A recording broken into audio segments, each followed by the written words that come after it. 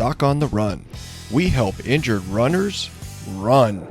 Should I do proprioceptive retraining on both ankles or just my injured ankle? Well, that's a great question, and that's what we're talking about today on the Doc on the Run podcast. I was recently on a follow-up webcam call with a runner who has chronic ankle instability. And in her case, she actually is getting back to running on trails, and she's trying to decide when it's safe for her to make the transition from running on a smooth, flat surface like asphalt to actually running on technical trails. And because she's a trail runner, obviously she wants to do that sooner rather than later. But she's had a long history of ankle sprains that have kept her off of running for a long time, and she doesn't want to get re-injured. So she asked me a great question on a recent call. She asked me, should I be doing this proprioceptive retraining on both ankles or just the injured ankle?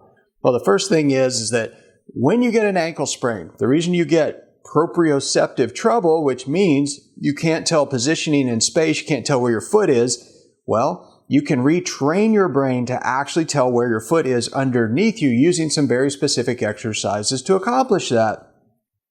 The thing is I was telling her about all the different research on these studies as I share it with doctors when I do this lecture at medical conferences called Conservative Management of Ankle Sprains in Runners. One of the studies I cited was one that's from the British Medical Journal, or it's actually BMJ, they changed the name a long time ago, but back in 2009, it was actually called the British Medical Journal. And there was a study in there actually called The Effect of Unsupervised Home-Based Proprioceptive Training on Recurrences of Ankle Sprains, randomized controlled trial. And in that study, there's a randomized controlled trial, so high-level research, they found that unsupervised retraining, proprioceptive retraining at home could actually reduce the risk of an ankle sprain, even an initial ankle sprain, by 35%. And of course, when I said that, she was like, wow, that sounds awesome, so I should do it on both feet. And I said, well, maybe. She said, what do you mean? I said, well, here's the thing. We know there's a 35% reduction in ankle sprains, and there was also a meta-analysis, a big study published in the Journal of Athletic Training in 2017 that also found that it would prevent recurrence of ankle sprains.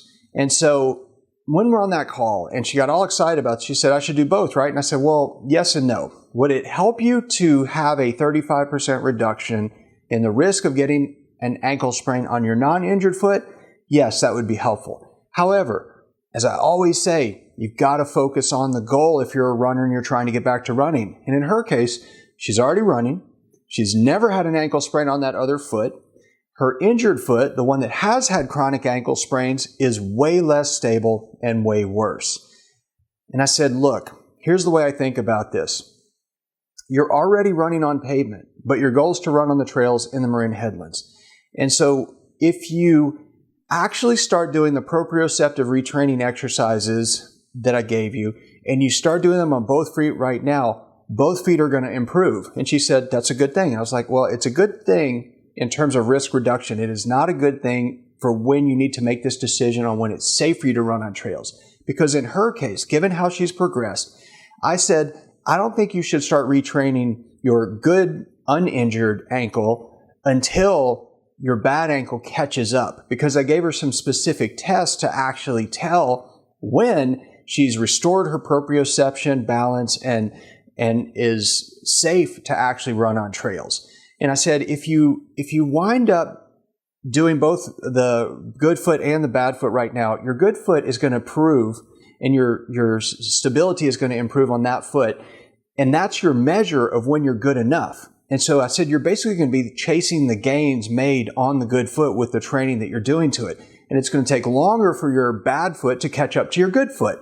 So what I think you should do is use your good foot as a control.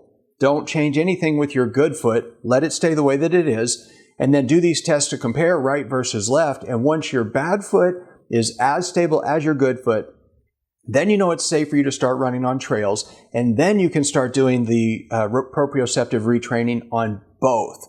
That's the safest way to do it. And it's the best way to get back to running on trails as safely as possible. Because you've got to make sure that your injured foot has restored proprioception that's about the same as your other foot. So That's the way I went about it with her. If you want to learn more about the strategies I use with athletes like her who've had ankle sprains or trying to get back to running, they're trying to get past this ankle pain, you can come join me and I go into a deep dive in those specific strategies in the ankle pain masterclass for runners. You can get it for free at docontheRun.com/ankle pain masterclass. So come sign up and I'll see you in the training. Doc on the Run. We help injured runners run.